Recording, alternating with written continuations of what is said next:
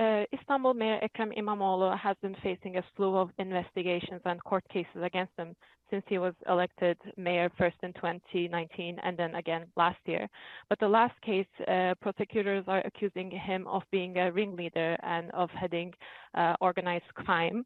He's denounced the accusations and sees political motivations behind this case. And in the past, in other court cases, he's actually held President Erdogan responsible for using the judiciary to crack down on the opposition and bar him from running in the next national elections that are scheduled currently for 2028.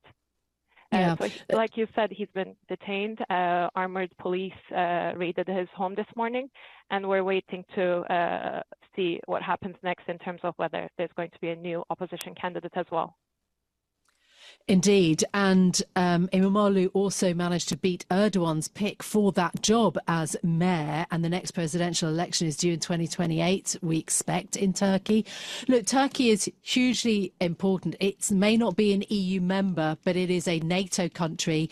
It is very pivotal in terms of its geopolitical and strategic importance in Europe. Why is this sort of so important in terms of who runs against Erdogan, who's obviously led Turkey for a long time? I think it's important because Imamoglu has been really the only key rival that has managed to challenge Erdogan, and therefore he's been touted by his supporters as a challenger to the president at the national level. The local election loss in Istanbul has been deeply personal for the president because he set his political career there also as mayor back in the 1990s. And this is Turkey's largest city, and the main economy and the finances also run through the city. So having control of the finances here is definitely very crucial. But we've also seen a bigger judicial crackdown on opposition journalists as well as businessmen and business people over the last few weeks, which have been a source of concern whether Erdogan is really tightening his grip and really testing the limits of his powers ahead of elections. For the president to be to run again in the elections, there has to be either a change to the constitution or the parliament has to call for snap elections, because otherwise Erdogan is not qualified to run for a third term.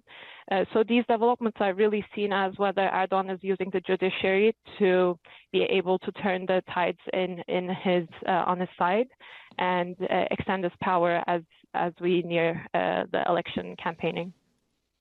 Beril, talk us through how the markets have been reacting to this news. It's been pretty dramatic. Yes, absolutely. I'd also say it's very dramatic. We've seen the lira drop as much as 10%, now trading around, I believe, like 5%. Analysts are saying that the political risk here is being priced. But markets are in a frenzy, especially with the stock market. There are a lot of domestic investors there who control the sentiment, and they are reacting negatively as well. There was a circuit break that triggered in the morning after almost a 7% slump. Now stocks, I believe, are trading around 6% down, and the yields on government's 10-year lira bonds also jumped to the highest this year. So there's definitely a lot of sour and negative market sentiment to these political developments. Yeah, this also, though, as Erdogan has tried to expand Turkey's role, wants further discussions with President Trump. Turkey's often straddled East and West, hasn't it? It has a role, in Syria, sees a role also potentially in Ukraine. Talk us through kind of Erdogan and the Trump relationship as well. Well, I think what we're seeing here is that Turkey and the EU are forging closer ties, just as the US under the Trump administration, looks at its security commitments in Europe. And Turkey has become a NATO linchpin and an important partner for the EU bloc again.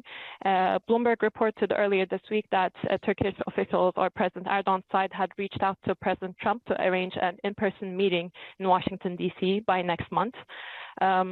Erdogan's, I think, concerns or the topics that will be on the table there, for him, the priorities are the Syrian Kurdish forces present in northern Syria, which the U.S. has partnered with in its fight against the Islamic State group, but which Turkey views as a national threat to its borders, and also as an extension of the outlawed PKK group. Another item on the agenda for the Turkish president is the U.S. defense sanctions that were imposed under President Trump's first term over Turkey's procurement of Russian S-400 missiles. So far, what we know is that the Turkish side is urging the U.S. administration to review these sanctions and possibly lift them. That could include having Turkey back in the F-35 fighter jet program, or allowing it to modernize its defense capabilities that will be aligned with other NATO members.